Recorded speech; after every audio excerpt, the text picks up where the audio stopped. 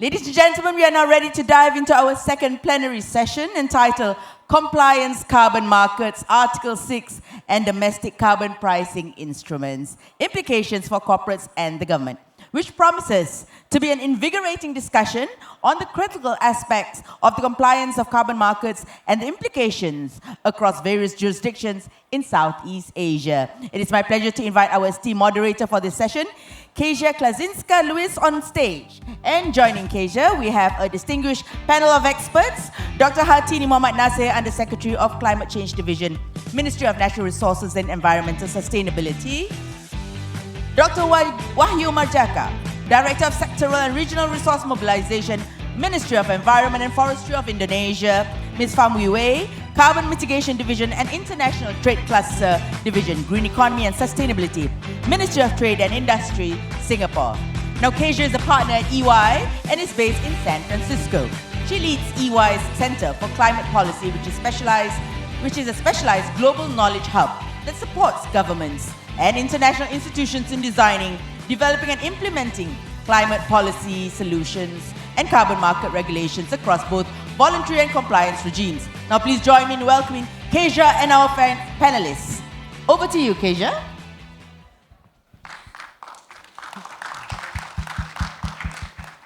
Thank you very much for your kind introduction and indeed for having me here in your beautiful city. I was listening to the previous panel and I was thinking, was there some sort of mix-up between panels? Because I thought this was our panel that was supposed to drill down into the integration between voluntary and compliance markets. But instead, at the previous panel, at least at the very end, there was so much discussion about it. But I think we can just use the discussion at the previous panel as the level setting, so we can drill down into more greater level of detail when it comes to this very topical question on integration of voluntary and compliance carbon markets. And as evidenced by the previous panel, this might be the single most important topic in contemporary carbon markets. Because I think we are all recognizing now that without voluntary carbon markets leaving the space of purely, voluntary, just almost like pro bono actions, it will be really hard to scale those markets up to the level that is needed to really drive climate change abatement globally. And if this wasn't a topic complex enough, we also now have a new segment of carbon markets, which is almost like a mix between voluntary and compliance schemes, which is Article 6 regulated market, Article 6 of the Paris Agreement. And I'm saying it's almost like a mix between compliance and voluntary markets because Article 6 credits, ITMOs, internationally transferable mitigation outcomes, they are still used on a voluntary basis. They are not mandated, to be used for compliance purposes, but they're issued by sovereigns, not by private standards, as is common on the VCM. So I would like us, the panelists here, to explore for the next almost an hour. How do we see integration between compliance and voluntary carbon markets going forward, and how Article 6 ITMOs, and maybe later on Article 6.4 credits, how will they fit or slot into this integration? Will they help further it, or will there add another layer of complexity for the corporates and sovereigns to navigate? And I think we're very lucky to have in our panel here today representatives from countries that are in a different moment in climate policy adoption and implementation journey, and also might offer different perspectives when it comes to recognition of voluntary carbon credits for compliance purposes, and share some of the experiences and thinking on this topic. So with that, I would like to pose the first question to my panelists, and this will be open question to everyone. So Yes. So in your respective jurisdictions, and we have, Malaysia, we have Indonesia, we have Singapore. In your respective jurisdictions, some of which do recognize voluntary credits for compliance purposes, like Singapore, and some of you are still at an earlier stage of thinking and implementing carbon policies. So what's your general approach to voluntary carbon credits, recognition for compliance purposes, either in terms of already, the regulation that is hardwired into law, but also in terms of, thinking about future policy development in your respective countries. So maybe let's start with Singapore, because your country is, so often listed as #1 country that is at the forefront of integration of voluntary carbon credits for, and compliance carbon tax. So I'm really happy to hear from you. What is your view on that? Has this been a successful, integration? And then I'm happy to hear from other countries what is their stance on that. Right. Thanks very much for that question. I'd first like to clarify that we will not allow voluntary carbon credits to be used for compliance purposes, but what we have done is to allow for Article 6 compliant credits to be used by carbon tax liable companies to offset up to 5% of their carbon taxes, which effectively is an integration of a carbon pricing instrument with carbon credits being used.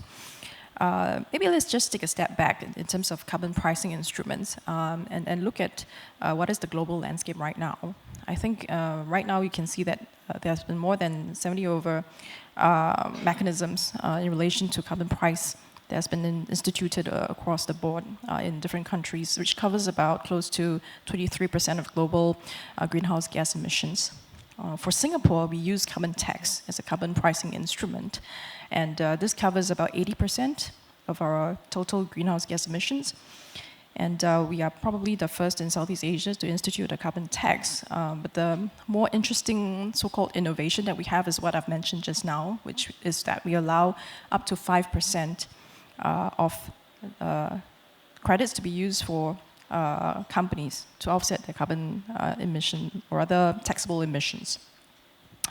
And right now, if you look at the carbon tax, we started actually with $5, 5 Singapore dollars in 2019, and we have increased it by 5 times from 1st of January this year. It is standing at 25 Singapore dollars right now, which is about 17 ringgit. Right. So I think for us, it's quite clear that we are trying to send a price signal for acceleration of decarbonization in Singapore, because the carbon tax will only increase over time. And you're looking at 45 Singapore dollars in 2026, and then by 2030, you're looking at about 50 to 80 Singapore dollars. So this is, I would say, it's a very clear signal to the companies that they've got to accelerate their decarbonization or look into some of the low carbon technologies to help them with their energy efficiency, amongst other things, right? So I thought that this maybe just started off in terms of the carbon pricing instrument that we're using and the sort of, in a way, a policy innovation that we have, partly, I think, for several objectives. When we allow carbon credits to be used to offset, firstly is to allow companies to have access to alternate decarbonization pathways for some of their hard-to-abate emissions. I think secondly, we want to channel some of these financial resources to support emission reduction projects or even removal projects globally. But in that process, we do see this as a way to support the carbon markets as well. Yeah. Thank you very much. So just to clarify, so you wouldn't say that it is an integration between carbon tax and voluntary carbon credits, but it's more like putting the two on par for up to 5% of the carbon tax obligation? So we do allow for Article 6 compliant credits to be used to offset up to 5% of taxable emissions for the carbon tax liable companies, which comes out to about a handful, some more less than 50 facilities in Singapore. Mm-hmm. So you wouldn't go as far as to say that it's an integration, it's rather like this interchangeably to some extent. I think the part where there is a bit of interaction with the voluntary side is the use of independent carbon crediting programs.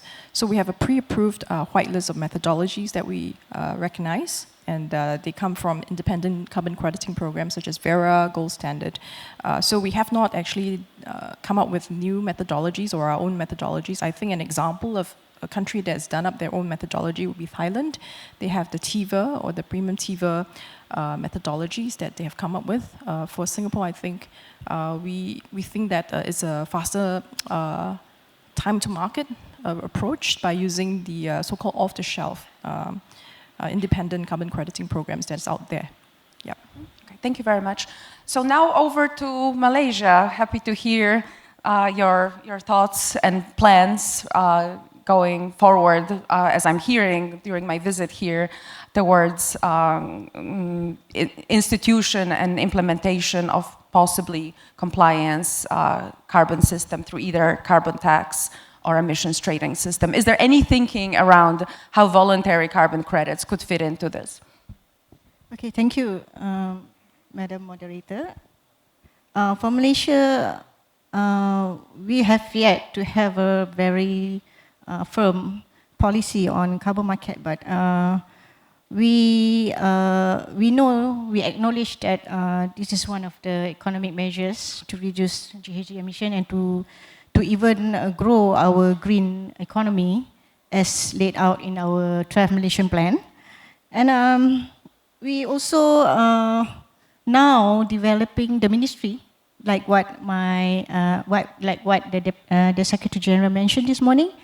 We are now developing the national carbon market policy, and to see the national arrangement to help all the stakeholders on how to develop the ecosystem of the carbon market, and also for compliance carbon pricing like ETS and also carbon tax. We are now still, Minister of Finance is still studying on the feasibility of implementing that exercise under the World Bank. World Bank is helping us in developing or coming out with the findings on how Malaysia could embark in this exercise. And moving forward, then we will see, because the study will finish in 2025. Our carbon market policy will also finish in 2025, but it will not refrain from the project proponents to do carbon market project in Malaysia, because like we have already project in Malaysia like Kwame project in Sabah. So I think for voluntary carbon market, it's free for everybody to do the project. Yeah. Thank you very much. And now over to a representative from Indonesia. Your country has an ETS system, from my understanding, and also has a specific greenhouse gas emissions offset mechanism. So I think the example of your policy will be a good, almost like a laboratory to study the approach, look into the approach as to how voluntary or Article 6 credits could be integrated into compliance mechanism. Thank you very much. Yes, Indonesia, we have to start with the Indonesian experience. A long time ago, when we start with the voluntary approachment in the Kyoto Protocol regime, actually we had some jurisdiction approach using in the forest and verified by voluntary. And also 100 social forestry approach using voluntary approachment.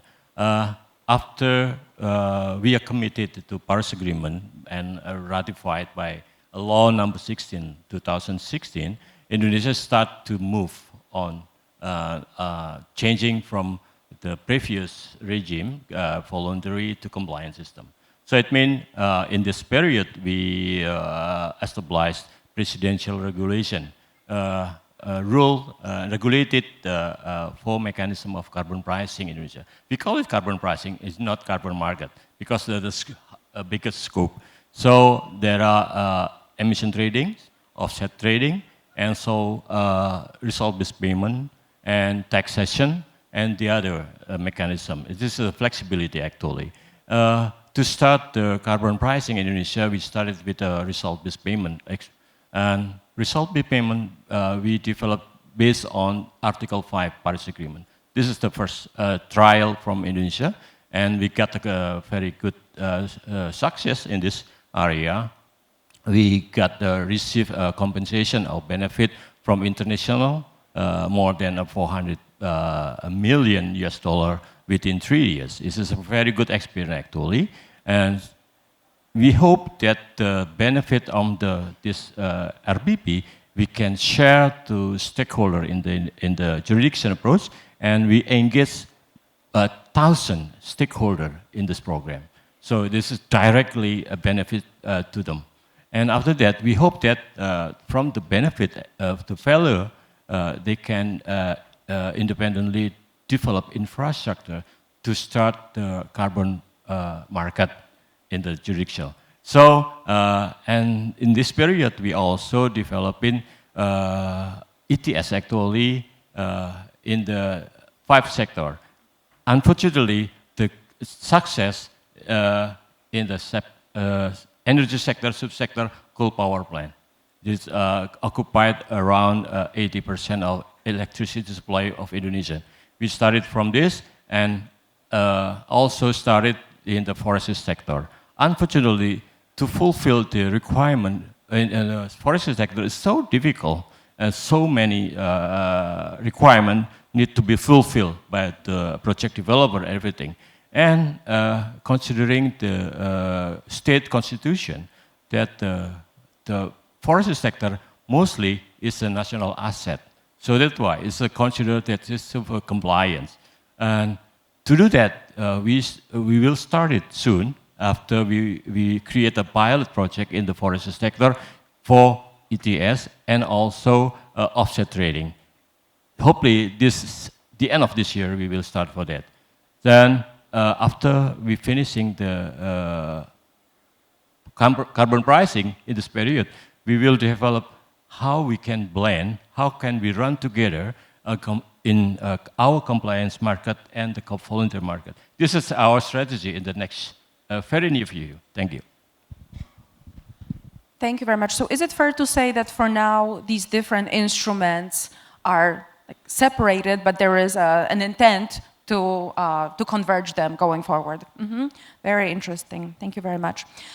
So now moving on, and we can come back to this really interesting topic, but now moving to this second pillar of this panel, which is Article 6, which is a topic of great interest of mine, and I'm sure all of us who are following developments when it comes to operationalization of Article 6 and all the rules that are right now being debated, how much harmonization there needs to be when it comes to Article 6 implementation and how much discretion should be left to the individual parties.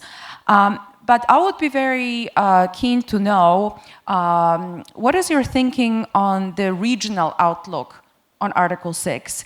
And could we think of ways in which Article 6 implementation across the region could contribute to the development of common Asian carbon framework? Just being very speculative right now, but we are, all of us here are, designing this market in a way by having these discussions. So very happy to hear your thoughts on that. Maybe let's go in the order, starting with Pham Huy Wai.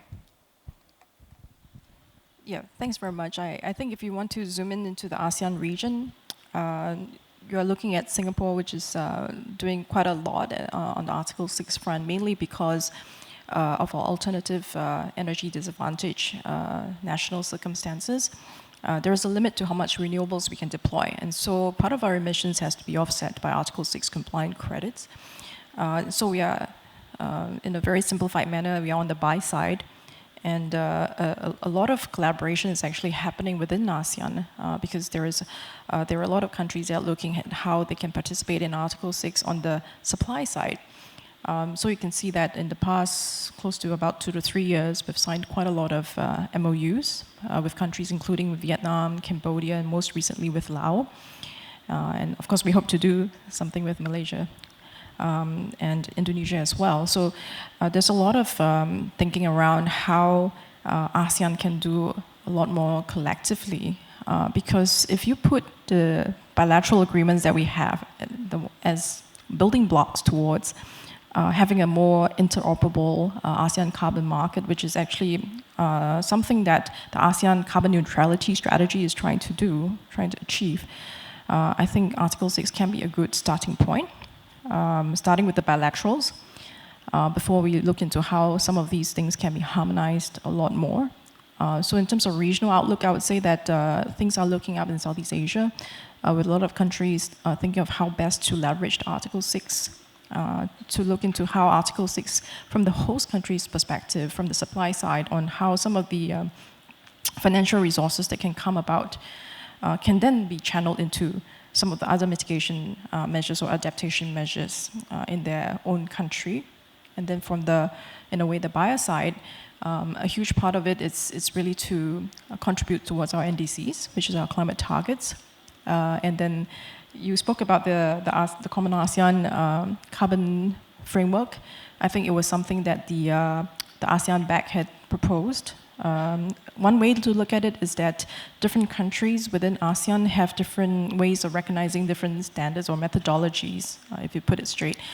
The question is, can we look at a way to do mutual recognition, right, of some of these methodologies, instead of coming up with a brand new standard, because coming up with new standards is going to take quite some time, and also there are already international standards, established international standards that we can look at, including the independent carbon crediting programs like Verra and Gold.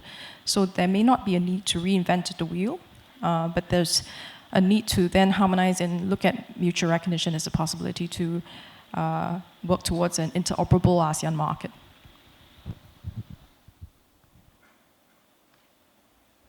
Well, thank you very much. As I stated previously, that Indonesia have a presidential regulation number 98. This is compliance. Of course, if we understand the stated compliance carbon pricing in Indonesia, we talk about Article 6. And how we can deep dive and get the experience in this side. Indonesia already started have a collaboration and started the project with, for example, we have a long time collaboration with the GCM. GCM is Kyoto Protocol actually, but we suggested the Japanese government to move on, to keep update using the Article 6. This is our deal with GCM, for example. The second one, I just came from Tokyo yesterday evening, and I talked to them that ASEC, Asia Zero Emission Community, is a multilateral collaboration, also using approachment of Article 6. So the important things for us, for Indonesian and the colleague from the multilateral, actually, while we're considering Article 6, we have to also considering national circumstances. How we can adjust the national circumstances with the Article 6 that we need to develop among the stakeholder, among the parties. Thank you. For Malaysia, we are still in infant stage. So what I can say is for Article 6, we do receive some kind of a suggestion by different country to collaborate or to have a project in Malaysia under Article 6. And we are now looking at to have some kind of collaboration with a few countries, but because we don't have any policy in place yet, so we have been advised to properly look into the agreements with other countries. But we think that the least that we can do is after our national arrangements ready by the end of this year by the consultant, then we can convince our Attorney General on this, and we can collaborate with other countries under Article 6. Yeah. That's a very promising statement. I hope the country will move towards that direction and recognition of Article 6.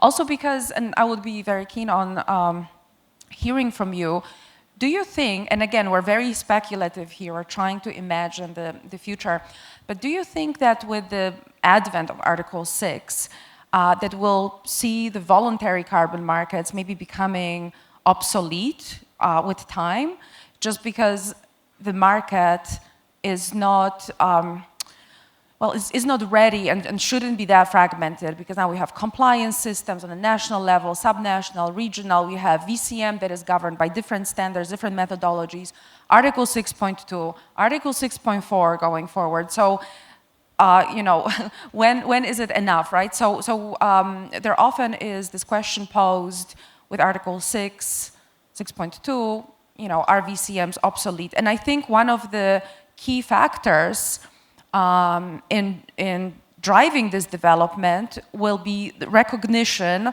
of either or both for compliance purposes. So if we're seeing countries, or arguably also, you know, sectoral initiatives like CORSIA, preferring Article 6 credits over VCMs, not correspondingly adjusted, not authorized, do you think in the future we can actually see all of the voluntary you know, decarbonization, carbon avoidance, carbon removal actions being channeled into Article 6 credits, with VCMs maybe just being the providers of methodologies? Both methods can be coexist, because it's early to say, but when we want to have implementation agreement with other countries, we must also think what portion can be used for Article 6.2, and the remaining can be also traded in VCM. So that's what we think now is it can be both. And VCM is special because it will not affect our NDC, and it will also accelerate our pace to net zero, maybe. So you're in the team coexistence. Maybe, yeah, let's hear from representative of Indonesia. Yes.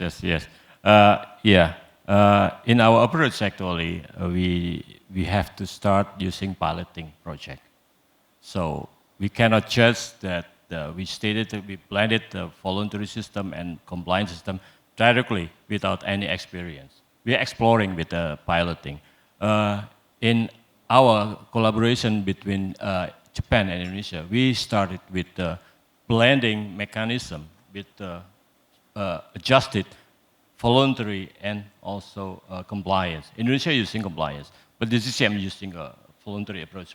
So starting with this project, we can understand how we can, in the future, agree with this situation, agree with this approach, and we can share also the experience to other countries. For example, the Korea also have a deal with us using a similarity with the project also. And also, hopefully Singapore try to start with us. So without piloting, we cannot understand, we cannot go deep dive using this approach. Thank you. Thanks for the question. I think from my perspective, I do see the voluntary carbon market as complementary to the Article 6 or the compliant markets. Mainly because I think just now it was highlighted by the panelists also, it's about speed. If we're looking at Article 6 compliant credits, it requires corresponding adjustments. And that has to come from a sovereign. The process of that happening is likely to be a lot more protracted. And if you're looking at various countries having to do their own greenhouse gas inventory, making sure that they are meeting their own climate targets before they can actually, or rather, before they can be more confident to then say, this is the amount of mitigation potential we can additionally unlock in order for corresponding adjustments to either CORSIA or to another country. That's going to take some time. And if we all agree that the climate crisis is something that requires urgent attention, then the voluntary carbon markets must be complementary to the compliant markets, right? In order for this point about speed to be addressed. And this other thing about corresponding adjustments is I think currently there is a market perception that corresponding adjustments is equal to high quality. We've asked this question to Gold Standard and Vera at some point in time, and they actually said that that corresponding adjustments does not necessarily point towards high quality. So there is also this thing about perception towards high quality, resulting in a lot of corporates wanting to enter into the Article 6 market to buy Article 6 compliant credits for the purpose of their corporate commitments, partly also because of greenwashing concerns, right? So in this case, I think there's a need for the markets to be quite clear about what exactly constitutes high quality. It may not necessarily be corresponding adjustments, and if everyone is clamoring for corresponding adjustments, I think the entire process of decarbonization will be slowed down, and I don't think that's an outcome that we want to see. So my take is that the voluntary carbon markets should still continue to complement the compliance market. I think you raise a very interesting question about equating corresponding adjustment with quality, but I can just very briefly share from my perspective. I work with a lot of clients from different industries, and the way they look at it, why they prefer Article 6 credits, which for now there are really not that many to be had, is simply because it gives them this additional layer of protection and legal certainty. Because Article 6, like we said many times, ITMOs, are sovereign issued according to the generally binding legislation in that country that implements Article 6. And so from the corporate perspective, obviously, there can be something that goes wrong with the underlying project. We still need the same level of scrutiny on the project level. But from the sort of defense perspective, if we're going to be very blunt here, they can say, well, we followed all of the rules and procedures and laws of the country that issued that credit. There was no better way to do it. So at least they have this line of defense, which again doesn't really address the underlying issue with the project. But on the VCM side of things, you can have problems with the project, and also you don't have some like sovereign implemented policy that they can claim that they followed, because it's all private. So, and maybe one last point is that not only we are seeing now countries implementing Article 6, but also a lot of countries are now putting safeguards around developing or generating voluntary carbon credits in a given jurisdiction. So a lot of countries are now instituting certain procedures and approvals that need to be obtained before engaging in the VCM in that country. So the point here is that, and also do some sort of revenue sharing. So if a project proponent is going to jump through all of these legal hoops, they might as well get Article 6 ITMO, and arguably, that's what I advise my clients. These days, actually, it's very risky to go to a country that doesn't have any policies dedicated to this topic, invest lots of money without having any reassurance that, for instance, that project will not be subsequently authorized for the NDCUs. And we have heard all these horror stories on countries issuing moratoria on even past carbon credits. So we are now trending towards this regulated carbon market, even for voluntary purposes. And to me, that starts to resemble ITMOs, because there is a need to engage with the sovereign. I don't know if you have any thoughts on that point, any of the panelists. Thank you. This is very challenging. Actually, Indonesia also exploring this situation. After some of discussion among us, among voluntary system and also compliance system in Indonesia, we have find out some differences. We have talked about more in the terminology of the high integrity. This is the high integrity. Is from the voluntary perspective and the compliance perspective is different. The requirement is different. The methodology is different. So we have to deal with this first. This is our finding. And the second one, after we deal with this high integrity, we need to explore in more detail how to adjust the methodology. so many claim about methodology. We are very confident with our methodology, for example. Indonesia said like that, voluntary said like that. So this is also, you have to deal with this. The third one, we, Indonesia, developed safeguard, how to handle the risk. Indonesia right now exploring the safeguard development using blended voluntary and compliance system. That this proposal can be delivered on the future discussion among the voluntary and also compliance. Thank you. Maybe I would like to come back to Family Way, because you said that Article 6 ITMOs can be used up to 5%, right, of carbon tax liability. So why did you, and I understand this was an evolution, right, because before Article 6 ITMOs were available, you were allowing for voluntary carbon credits as long as they were meeting environmental integrity principles. But then you shifted toward only allowing for Article 6 ITMOs to be used for tax compliance up to 5%? Maybe you can clarify. I thought I'd just clarify. There's never been an instance where we allowed for voluntary carbon credits to be used for compliance purposes. I thought I'd just respond to your earlier question in relation to the voluntary carbon markets. And I thought that you made a very interesting point about safeguards and rules that helps to reduce the risks on the side of the investors or project developers. And this is the reason why there could be some space actually for the countries to come together and explore if there is some room to look at how to introduce some safeguards that are mutually recognized. And I say mutually recognized because it is for one country to recognize, or rather for one country to introduce safeguards for the voluntary market is insufficient to make a market. Because you also have the other countries that are either buying or selling. So you may need actually a regional approach towards looking at the voluntary carbon markets to allow for some sort of safeguards or some sort of rules. Because actually the companies feel safe in rules. Yeah, when you have rules, it reduces risks.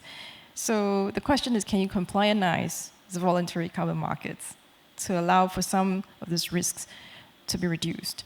That's the question and conundrum. I think that it goes back to the idea of, can we do some sort of mutual recognition on some of the safeguards that each of the countries are looking at, so that we can kind of give some stability to the voluntary carbon markets. Because why is it that the Article 6 market is having so much interest? I think it's the sort of stability that the markets are looking at to reduce their risk or to keep their risk to the minimal. And I think that this is a question or idea that countries, particularly I think now that we are in the region in Southeast Asia, I think something for us to think about and something that we can study and work harder on. Coming back to Malaysia, I think a good thing or benefit of your situation that you're just at the outset of designing your potentially compliance carbon system is that you can learn from all of these experiences. So there have been a lot of lessons learned and a lot of pitfalls, but also success stories that you can look into and compare, and then maybe even like cherry pick different solutions to design the best system for your country. So as I understand, you are still contemplating whether carbon tax or emissions trading system would be a better fit for the country. Just theoretically, which system do you think lends itself better for integration with voluntary carbon credits? Emissions trading system or carbon tax, or it's the same for both? I think for the compliance carbon pricing, I think ETS and carbon tax can go along. So you can have kind of hybrid system. So the ETS can also be focusing on hard-to-abate industries. And also at the beginning, we can also focus the tax to a sector, to a specific sector, not across the board. So maybe now to take a little bit deeper dive into Article 6, since we are between Bonn and Baku, yes, we're waiting for Baku this November. So I think there is a lot of expectation that in Baku we won't see the same level of, well, I would say non-delivery when it comes to really firming up the rules on Article 6. So I think there is this common hope. The lack of those rules, as we see, doesn't prevent market participants, especially sovereigns, concluding those bilateral agreements and engaging in the trade of ITMOs. But obviously this uncertainty, especially around, can you change the type of use that was authorized, or can you even, revoke the authorization? This is still hanging over Article 6 market as this big red flag. So I would be very interested to hear from you. What is your expectation for Baku COP as to how those rules should be firmed up, or do you think this is something on the sidelines and the market can progress even without those regulations to be developed? Any of you? Well, thank you. Maybe I have some consideration regarding from Bonn to COP. Yeah. I attended Bonn last June, and we're preparing the COP 29. So in our thinking that there are some issue regarding the Article 6. Yeah. The first one is we have to deal with the tabular format. We facing 100 stakeholder. We have to deal with the format, same format, who accommodate every data represented by the parties. This is very important. If we did not deal, we cannot solve the problem. The tabular format engaging the party and the data quantification is very, very, very important. And the second one is the registry system. In a registry system, we already developed national registry system. Many countries not developed yet the national registry system. Then, on the other side, the voluntary system also have a registry system. It's not called a national registry system. This is just a private registry system. So we have to engage all national registry system and international registry system supervised by UNFCCC and private registry system, the whole. This is we need to discuss in more detail in COP29. Yeah. And the second one, how to penetrate Article 6 in between this issue. This is very important. Thank you. Actually, Dr. Hartini sits in the Article 6 negotiation room. I don't, but then I usually tell people that I'm the person implementing Article 6 and concurrently as the negotiators talking in the room. In my mind, actually, you will recall COP26, when the Article 6 rulebook has been established, and this is the reason why, and this is the foundation to Article 6.2 agreements being signed, actually. You already know that there are many Article 6.2 bilateral agreements being signed by the Swiss. They have one with Thailand, which is, of course, the first Article 6 project that we have in Asia. And then Singapore, we've been looking at signing Article 6.2 bilateral cooperation using the COP26 rulebook that's been established. So I think what I'm trying to say is that there is no need to wait for the other parts of Article 6 to be fully fleshed out because some of these issues, including on revocation of carbon credits, can be actually discussed at the bilateral level. Because at the multilateral level, if you were to come to a consensus on some of these things, it will take some time. But already there is a rulebook that's been established. Let's use that as a foundation. And for some of the individual issues that requires a lot more sorting out, I think that can also be sorted out at the bilateral level so that we can accelerate action on the ground.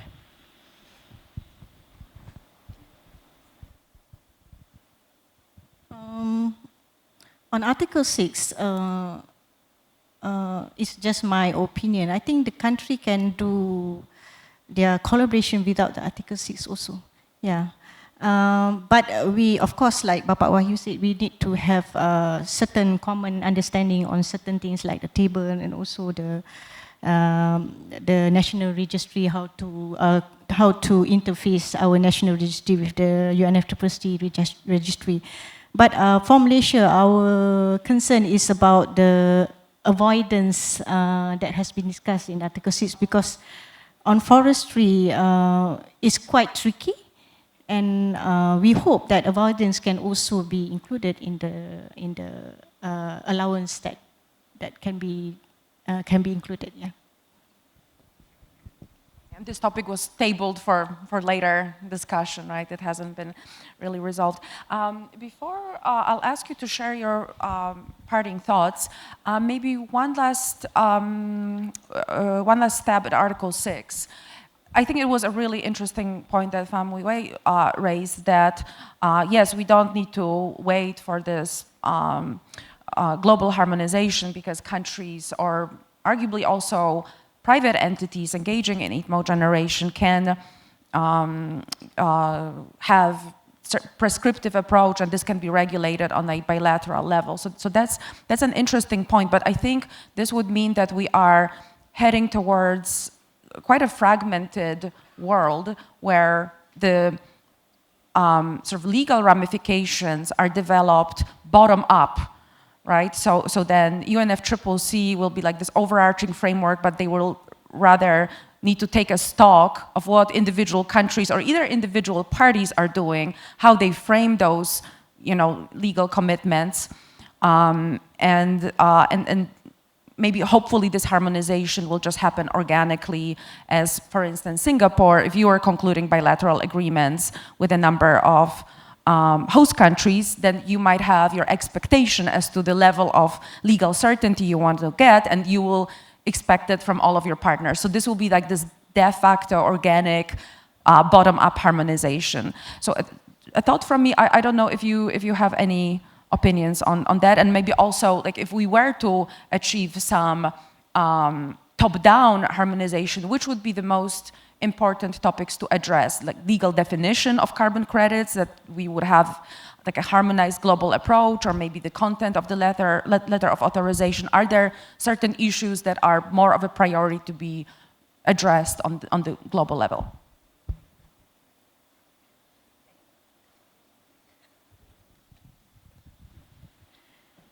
Well, thanks for that question. It's I think there are several levels that we can consider that question. From the Article 6 process perspective, I think our personal experience has been that the agreements that we've been looking at have all become quite bespoke.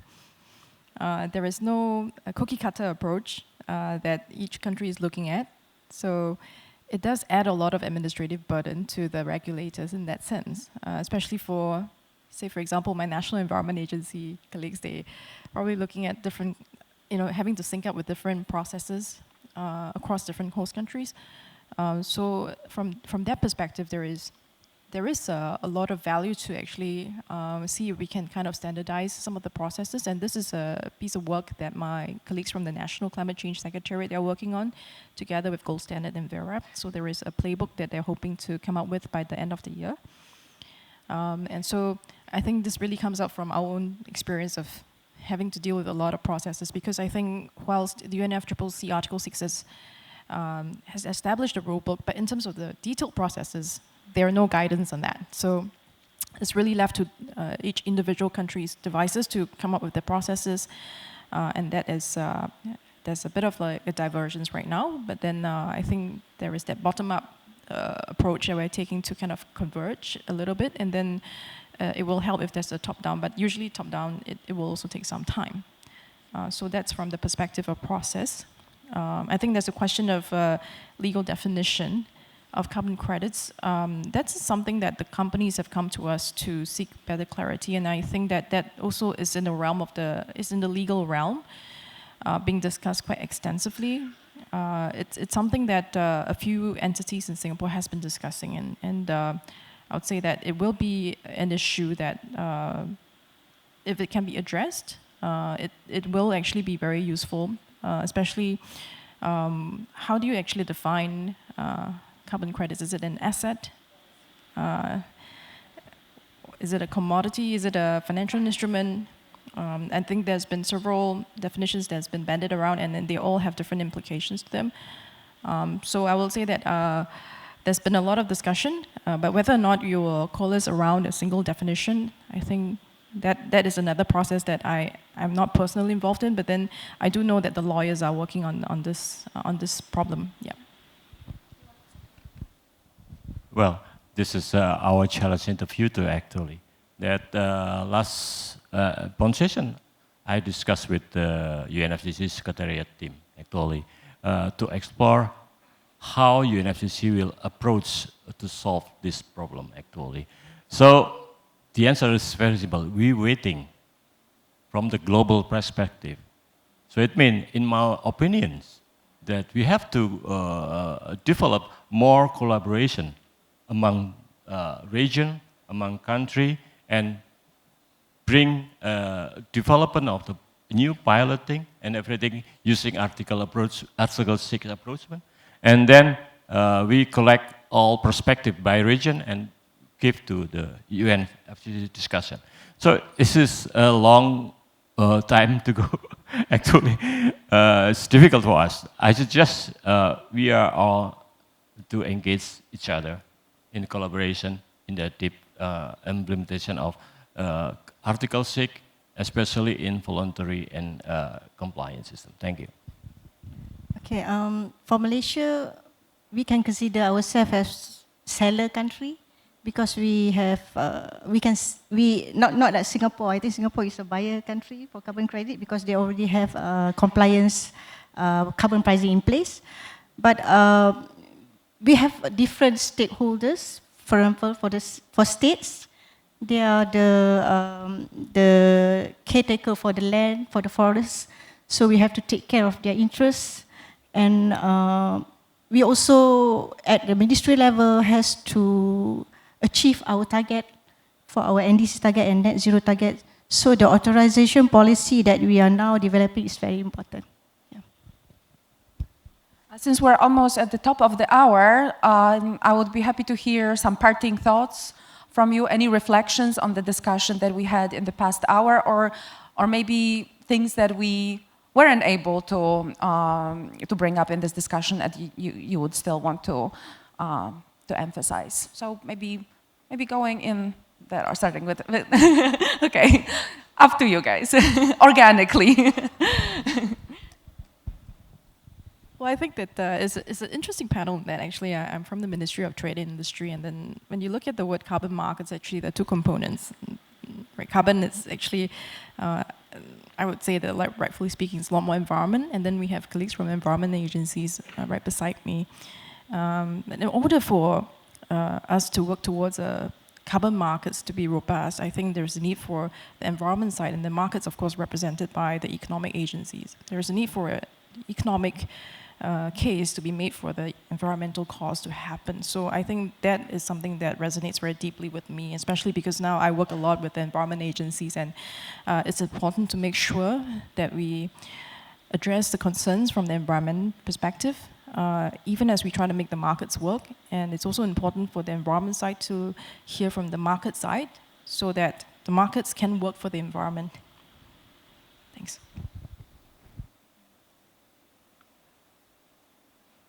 For Malaysia, while developing the policies for carbon market or also our bill, our climate change bill, so we hope that we can have a credible carbon credit, and no parties can be scammed. So that is why we will have we are now developing the policy for carbon market. Yeah. Yes, thank you. I see that in the recent years, so many carbon market regional platform growing so much, and also the sovereignty approachment among the government is also growing so much. But the interlink is very important. So we have to link the platform and the sovereignty of the government better than the last time. This is very important to us, actually. If we cannot do this, we cannot achieve the global carbon budget. This is very important for us. Thank you. Thank you very much to all of the panelists. Thank you so much for your insights. Thank you to the audience for your kind listening to our discussion. And I think we have identified a lot of challenges ahead, so we'll be all very busy trying to bring some integrity and clarity to the market. Thank you very much. Thank you, Kezia and our panelists, and for such an insightful discussion on the implications and outlook on compliance carbon markets and Article 6 from a regional perspective. And let's end this session with a panel shot on stage, shall we? And as we continue our journey through today's agenda, we now turn our attention to potentially how that regional marketplace, which our previous panel session touched on, could look like for ASEAN.